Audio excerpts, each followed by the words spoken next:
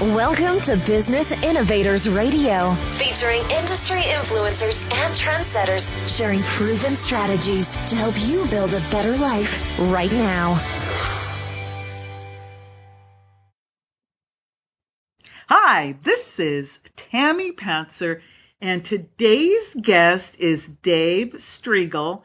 Dave is a master certified mechanic and automotive repair shop owner for more than 30 years. He's in Elizabeth, Pennsylvania.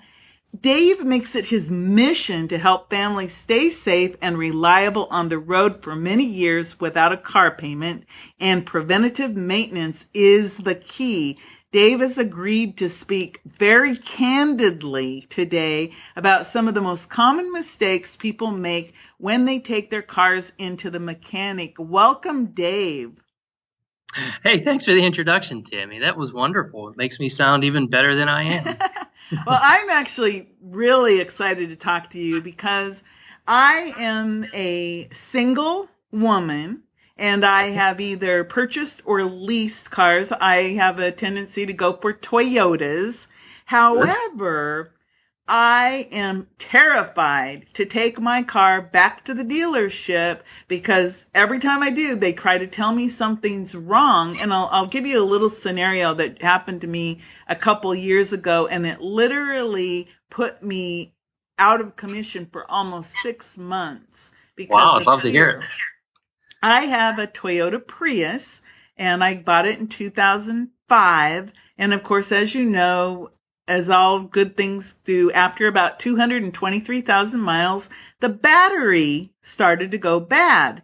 So I took it in to the dealership, and of course they took it in, and he comes back like the funeral director, and he says, I'm sorry to tell you, but the battery is going to have to be replaced. That'll be $7,000. And then I said to him, well, what is that limping thing it's been doing? Well, that may be the battery, but I'm sorry to tell you, it could be the transmission. So that'll be probably another $3,000 or $4,000. So I'm looking like, oh my God, it's going to take $11,000 to fix my baby. And so what did I do? I didn't have the money. I couldn't afford a new car. I went home and the car sat in the driveway for 6 months, and I went without being able to go anywhere for 6 months. I had a second car, but my son was using it. So, number one, why in the heck do dealers do that to people? They act like you're made of money. And obviously not all of us can whip out a black AMX and say, yeah, give me a new car. Why do dealers do that? Well, I've heard those kinds of stories before. I've been in the industry for a long time. And just to give you a real quick background on myself, I am in what I would consider the independent automotive repair industry. So I'm not affiliated with any dealerships like Toyota or Ford or Chrysler. We work on all makes and models of cars. So I get to work on everything. And even the Prius, which is a hybrid vehicle, and the battery that you're referring to is just about as expensive to replace as a normal engine would be. So it is a costly item on that car, and it's something that you really have to consider before you buy a hybrid vehicle. But let me address the question that you had. Why do dealers do that? Well, it's not a matter of they're trying to rip you off or they're trying to charge you much more than the vehicle is worth. Hopefully, they're reporting to you what's wrong with the vehicle, and they're giving you an estimate based on what they need to charge in order to remain in business and honor warranties and things like that. So I'm not defending the dealership in that respect because I don't know, how much in line that price was, but that's why they always say, hey, you can always get another opinion. Right. But one of the things that we specialize at my shop with are, very specifically dealing with women. I mean, I've just found in my career, I would much rather deal with somebody like you than, say, your husband. I've just found that I get along with and interact and just relate better to women. And one of the the horror stories that I've always heard throughout my career has been, I don't feel comfortable going to the dealership. I don't feel like I'm getting trustworthy information. It feels like they want to take advantage of me. I would say for the most part, most people aren't like that. I deal with a lot of shop owners. I do a lot of training and teaching around the country, and a large 90% of the shop owners that I meet are good, genuine, honest, blue collar people that really just want to help. And they're not, believe me, nobody's getting rich in this industry. But there are some things that you as a consumer, would you put $11,000 into a Prius? No, you'd be better off getting another vehicle almost. But in that respect, that's when you would probably want to get a second opinion. And there's a couple of ways that you can approach getting your car fixed. Like you can go back to the dealerships, or you can use an independent repair facility like me. I'm a Napa AutoCare facility. So we have a national affiliation across the country where, we have certain standards that we need to uphold. We can provide a nationwide warranty on repairs. So if you're looking for, a place to get your car repaired, I've got a bunch of tips and strategies that you could use for finding a good mechanic. Obviously, I would love it if you could tell me how do I find a good mechanic? I'll tell you why. Because, like you said, as a woman, my criteria, I'm not looking for a sports car. My big criteria has always been, I want a safe, reliable car that gets good gas mileage that I can afford. And It's funny because that was what I told an ex of mine. And you know what he got me? I wanted like a little nice 4-cylinder Toyota that I knew would be reliable. So for my budget, he brings back like a 1978 Ford Thunderbird that cost me about, at the time, $50 a week in gas. Well, that's $200 a month. Well, that car, I didn't have a payment, but I certainly couldn't buy groceries because it cost me too much to drive it. I don't know, but that's the disconnect, I think, that happens. I say I want reliable, I want good gas mileage and affordable, and I get back, ooh, isn't that a cool old car? No. So give me some tips. I would love it. How do I find a reliable mechanic who isn't going to put what they think is a cool car, who will actually listen and put me in the right car for what my needs are? Yeah, what you just described with that 78 Ford Thunderbird, I remember those cars. That's a classic example of somebody not paying attention to you. They're not listening.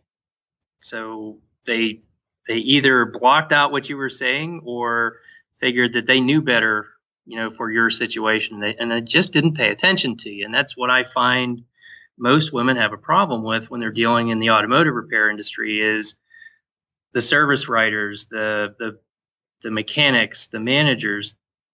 They're almost so laser focused on their own agenda, they're not paying attention to the customer. So here's what I would recommend. If you're going to look for a new mechanic, now obviously you're not anywhere near my shop, so you can't use me as a mechanic, but I'll give you an idea of if I was trying to tell my sister how to go find a mechanic in your area, here's what I would do. I would recommend that you go find a clean, modern looking, up to date, attractive facility for you. Find an independent repair facility. Independent means that they're not a chain store. They're not a dealership. They're a regular mom and pop, kind of family-based, family-owned and operated facility. But they've invested in their business, and they invest in equipment and information and technology. And you can tell that just driving by. You can see what is a modern, attractive facility for you, and go pull in and schedule an oil change. Nothing else. Don't go in there when you need repairs. That's the worst time to go find a new mechanic, because you've already got your shields up. You're already like, I don't want to get taken advantage of. You know that feeling, when you walk into a new facility like that. So go get an oil change. Get something non-committal that you can walk in and kind of feel these people out. Do they listen to me? Are they telling me things that I think align with the way that I see my car? That's the best way to go find a new mechanic, is when you don't need one. So my recommendation is, as you're driving down the road through your neighborhood, pay attention to the shops that you would pull into. If you drive by a shop and you say, there's no way I would pull into that facility, it looks dirty, I wouldn't know where to park, I don't even know where the front door is, don't go there. Go to a facility that makes you feel comfortable. And then when you park by the front door and you walk into the facility, as soon as you walk in, you should feel welcome. It should feel warm, not cold and antiseptic. It shouldn't be dirty. It shouldn't be noisy. There shouldn't be a whole lot of automotive smells there, because when you go to a facility that cares about you, the woman, it's going to be built and created to make you feel comfortable. And it might take a few of these to go visit before you find the right one, but it's definitely worth it. So you should feel like comfortable when you walk in the front door. And one of the things that I've always found, like going to the dealership, is they might have 3, 5, 10 service advisors. You never know who you're going to talk to each time you go there. And I like to build relationships. And I like to make sure that, when we meet somebody for the first time, here's my ideal way I like to meet somebody. Are you ready for this? Yes. I like to attract people into my facility. And my ideal way to meet someone is with a free oil change. So, if I've sent them an opportunity to come try us out for a free oil change, I want them to come in with no guard up. They're going to get something for free, and I'm going to try everything I possibly can to get them out the door without spending a dime that day. And my whole goal to do this is to try and make you feel as warm, welcome, and comfortable as I possibly can. So you bring your car in for the oil change. We're going to change your oil, of course. We're going to go over your car just like I would every single time it comes in. We always do a courtesy inspection on your car. You got to know what's going on with your car. I've got some people that say, no, I don't want anything looked at on my car. Well, that's not my ideal client. I want to talk to someone who is actively involved in making sure they've got a safe and reliable car on the road. And my reasoning behind that is, hey, I'm driving the opposite way from you on the road. I want to make sure that the cars that are on the road are as safe as I possibly can, because that's my life on there too. So I'm going to go over that car and I'm going to give you a report. Now I'm going to show you what needs done now, what's going to need done in the future, and what you can budget for coming down the road. So you should, every time you go to a repair facility, they should be looking at your car. They should be looking at your brake lights, your turn signals. They should look at all of your tires, your belts, your hoses, your fluids, because you don't know how to check this stuff. You're Right. looking for a trusted advisor, right? Correct. Yeah. When I look under my hood, I go, well, let's see, that pink stuff looks okay, and the green stuff I think is okay, and I think maybe I need to pour something into the water hole for the squirter. And then of course, because you're absolutely right, it is not my priority. It's not my priority to know everything, but you're absolutely right. I need to have a trusted advisor because, for example, here's one. How often should you really have your oil changed? And can you trust that when they change the oil, that they're going to put everything back? I mean, I've heard the horror stories about, the guy forgot to put the oil filter back on or something. Does that really happen very often?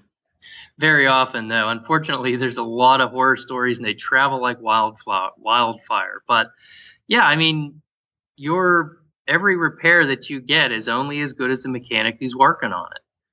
And that's why, I recommend that you don't go to a quick lube, that you take all of your service for all of your cars, whether they're Toyotas, Chevys, Fords, Hyundais, doesn't matter. Take them all to one good qualified independent repair facility, build that relationship with them.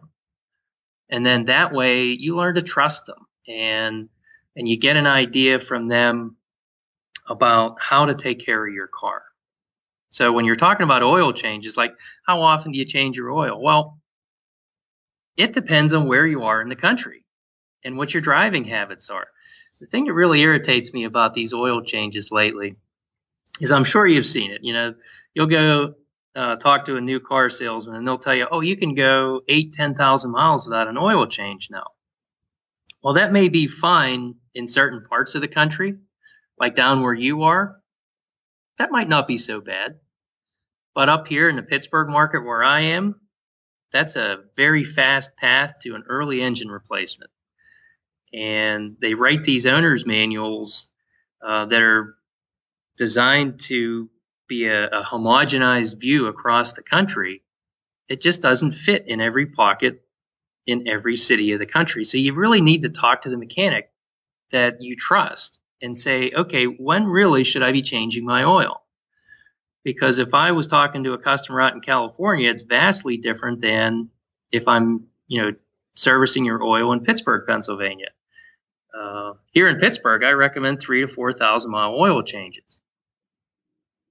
But when you're in a hotter, drier climate and you put more miles on per interval, like, around here we got a lot of hills and mountains and stuff, and people only drive short trips. But when you get out west or you get down in Florida or out in California, you got long stretches of highway. The weather's nice and warm. You're driving for a while. Sure, you can go for 5,000, 7,000 miles on good motor oil. You just can't do it in my area. So it really depends on where you are. So you can't just read your owner's manual and say, oh, okay, 10,000 miles.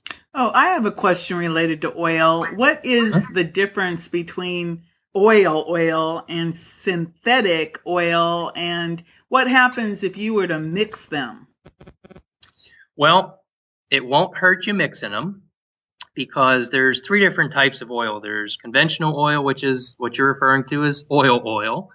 And then there's semi-synthetic, which is a combination of conventional oil with some synthetic lubrication additives. So you can obviously see that mixing them is not a problem because that's what they do, is they mix them. And then there's full synthetic oil, which is much more of a synthetic base than a conventional oil, more expensive. And depending on where you are in the country, some manufacturers actually require you to use full synthetic. But I recommend that even if your car is calling for a conventional oil, use a semi-synthetic. It's a much better oil, and it hardly costs anything more. If you're going to keep your car, it sounds like you keep your car a long time. Would you have 220,000 miles on it? Well, I actually have almost 250 now because I did find an independent person who actually gave me a repurposed or refurbished Prius battery for $1,700 installed with a 3-year warranty. Great. And I've been happy ever since. And of course, my transmission was fine. So that's the moral of that story. Yeah, here's another oil question. Because I think oil is something that obviously it's kind of like if we don't have oil in our car, it's going to break. What about you know how you have the 5W30 or 10W40? What's that all about? And what happens if you, like my car says 5W30. What if I put 10W40 in it? What would happen? Well, definitely go with the exact viscosity that your vehicle requires. So if it says 5W30, 5W20, 0W20, which would be more likely in your car, you've got to use that viscosity. Okay. If you put a 10W40 in a car that's supposed to have a 0W20, it's not going to lubricate as well as it needs to for your vehicle. And it's just going to shorten the life of your engine. Long story short, use the viscosity that they're recommending, but you can use a semi-synthetic or a full synthetic without any recourse. You can go back and forth between the two. People are always afraid, if I started using synthetic, I can't go back to semi-synthetic. Yes, you can. That's one of those old wives' tales. Well, that's why I asked that question, because that's what I was told was, no, you don't do that. And, so, driving around with the little fear factor. I drove 3,000 miles across the country earlier, from Florida to Oregon, and then I drove back from Oregon to Florida. And, I was a little bit concerned because I was, what if I needed to add some oil or do something with it. What about with warranties and dealers? Again, my car, obviously, I don't have to worry anymore. It's way out of warranty. But like I said, I was afraid. I don't know if I said it, but I was thinking it. I was afraid to go to the dealer for their regular maintenance, because every time I would go, I always felt like they were trying to sell me something that I didn't need. So what about our warranties? Do we have to keep going back to that dealer to make sure our warranties are intact? That's a really good question, Tammy. What the federal government did back in 1975 was they passed what was called the MagnusonMoss Act. And basically what it did, it gives us the right as Americans to take our vehicles to wherever we want for regular maintenance and repairs without affecting our manufacturer's warranty one bit. Now, the only stipulation there is that you have to use parts that are the equivalent of an original equipment part. So if you're dealing with say my facility, I'm a Napa AutoCare facility, the bulk of our parts are coming either from Napa or the manufacturer. So, of course, they're going to have better than what Toyota is requiring. Napa is very particular about their parts. So you can rest assured, you're going to a Napa AutoCare facility, you're going to get good parts. So you do have to be a little careful about that. Just make sure that you're dealing with a reputable repair facility. And if you find one that has a nice national affiliation like a Napa AutoCare, you're going to be covered. So you don't have to go back to the dealership in order to keep your warranty in effect. Now, if you do have a warranty repair, like say there's a recall that comes about, or maybe your engine does fail while it's under warranty, as long as you've got your receipts of proper maintenance, like your oil changes at the properly scheduled intervals, no problem, you're covered. And any good, reputable, independent repair facility is going to have a computer system, and we store all of your records for you, so you don't even need to worry about saving receipts. That's good.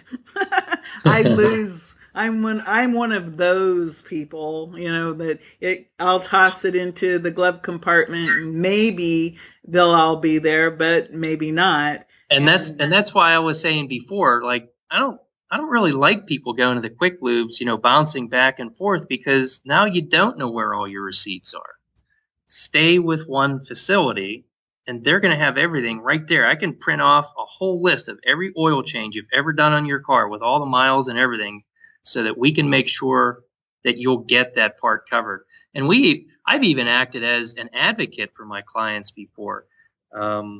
Transmission failure on a Hyundai, perfect example. One of my customers, she did her transmission servicing at 30,000 miles, just like she was supposed to. And at about, I think it was 70,000 miles, it had a problem internal in the transmission that needed to be covered. So the first thing I do is say, well, you got to, we don't have the record, so you've got to prove that you had the transmission fluid serviced. No problem. We handled everything for her. We talked to the dealership directly. She didn't even have to get involved. So it's nice being able to have that kind of advocate for you that's going to stand up and be able to speak to the dealership, because you already said it. You feel intimidated. You feel like, they're trying to take advantage of you. And that's why, you almost need someone to help you in that respect. You really do. It's kind of like, the people you need in your life. You need obviously a good doctor, you need a good attorney, you need an accountant, and you certainly need a good mechanic who's looking out for your best interests, because you have, like you said, you have to be able to trust people to do the right thing. And like I said, now I have my Prius guy, and he actually came to my house, did the diagnostic for $60, and he drove, believe me, he drove 2 hours from St. Pete, which is 2 hours from where I live, and he diagnosed it, and he told me, here's what's wrong, and then he told me how much it would cost, and he did it. And to tell you the truth, the first battery he put in failed. It was, I guess, defective, and he ordered a new one and was back within 2 days and replaced it. And of course, he even called and checked up on me to make sure everything was good. That's great. Now, if any, I needed something else that was not related to the battery, but who did I call? I called my Prius guy, and I said, do you know of someone? He goes, well, I do that. I said, oh, okay. Because I didn't realize he did everything Prius. But now I have this person that I really trust. And he told me, he said, look, if you keep changing your oil and change your filters, the air filters, he said, were really, really important on my car. He said, do that. And he says, there's no reason why you shouldn't get another couple 100,000 miles out of the car. And the car runs great. It needs a paint job, but it certainly runs fine. And I feel confident when I drove that car 3,000 miles 2 ways across the country. The first way I went was through the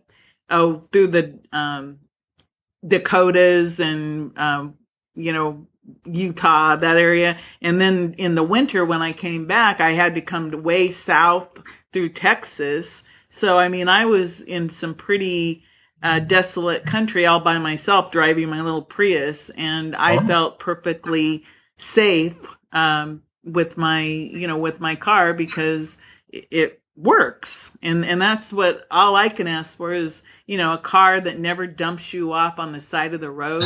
And then if something happens, to have a mechanic that I could call and who would tell me the truth, like, Tammy, it's time, or no, we can fix that. How cool is that? Yeah, it sounds like you got a good one down there. Well, if you were here, I would certainly have you be my guy, my mechanic. So Dave, tell me if there's any other tips and tricks that I need to know before I ask you to give me how I can find out more about you. Yeah, let me give you one thing before I forget. And Okay. we were talking before about how to find a good mechanic. And when you walk into a new facility, what you want to look for is ASE certifications. We were talking before about how do you know you're getting a good mechanic that's going to work on your vehicle? Trust the ones who go through voluntary certification, because our industry is not regulated. So we self-regulate, and the better mechanics are going to take the test. They're going to get certified. So look for ASE certifications on the wall. And another hint is look for AAA approved repair facilities. Because I'll tell you, it's really hard to get the moniker of being a AAA approved repair shop. They vet their shops. They put us through a whole bunch of tests and processes, and they talk to our customers to make sure that we've got a really good quality and satisfaction score. And you have to be ASE certified in order to be a AAA shop. So look for that. That's one of my best recommendations for you is if you can get those things like a national warranty AAA is going to offer you a national warranty no matter where you go. Parts and labor. Napa's going to do the same thing. So if I repair your car up here in Pittsburgh and you drive home down to Florida, any Napa AutoCare facility can handle that warranty for you. And it's nice to have that nationwide coverage, wouldn't it? Oh, yeah. Like I said, I drove across the United States twice, and that would have given me probably even more peace of mind. I did have my AAA card with me, so I Great. felt confident that if anything did happen, I had that. So ASE certified, that's good. AAA means that they've gone through a bunch of hoops, and Napa Auto Parts, they warranty their parts and make sure that you get good parts. So, Dave, how can people find out more about you? Well, if you're in the Pittsburgh area, you can go to ElizabethAutoCare.com. That's my website. And my facility's name is obviously Elizabeth AutoCare.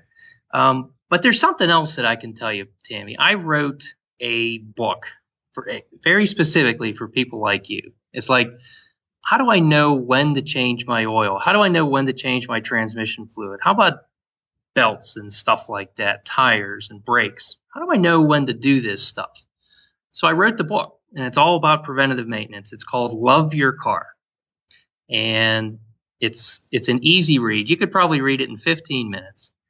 But each chapter is a short, concise, this is how I'd like you to maintain your car in the Pittsburgh market. It may not be perfectly applicable to all parts of the country, but you can at least get an idea of what you should be taking care of on your car.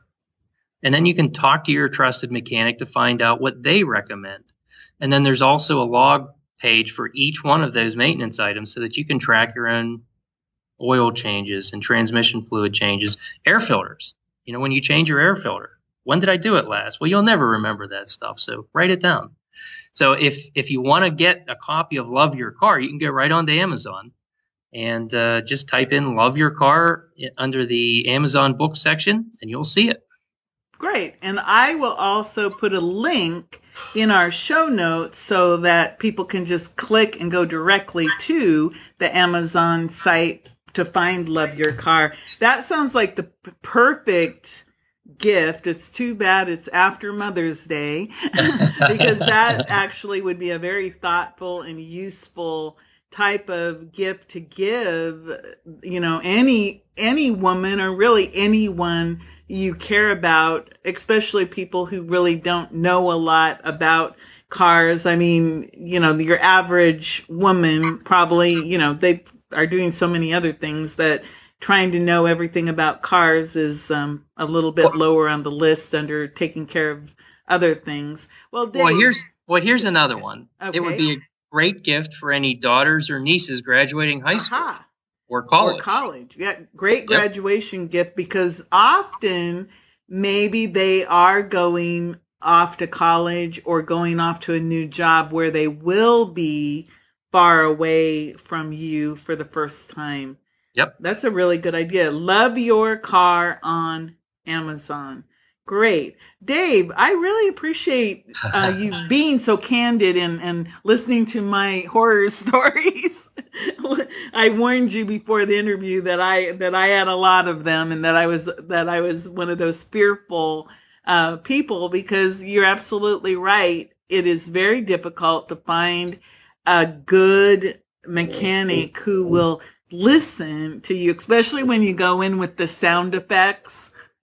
My car is doing this or thump, thump, thump, or whatever else it may be doing. And I know that I've had fun, trying to explain what my car was doing. And, the mechanic will be going, it may be this, it may be that. And then, or the one, like I said, I wanted a nice little economical car, and I got a 1978 Thunderbird, so nothing economical about that one, no. So, well, thanks a lot, Dave. I really appreciate it. All right, thanks for having me, Tammy. Appreciate it. This is Tammy Pantzer. Go make it a great day, and go get Love Your Car on Amazon. Thanks. Thanks for listening to Business Innovators Radio. To hear all episodes featuring leading industry influencers and trendsetters, visit us online at businessinnovatorsradio.com today.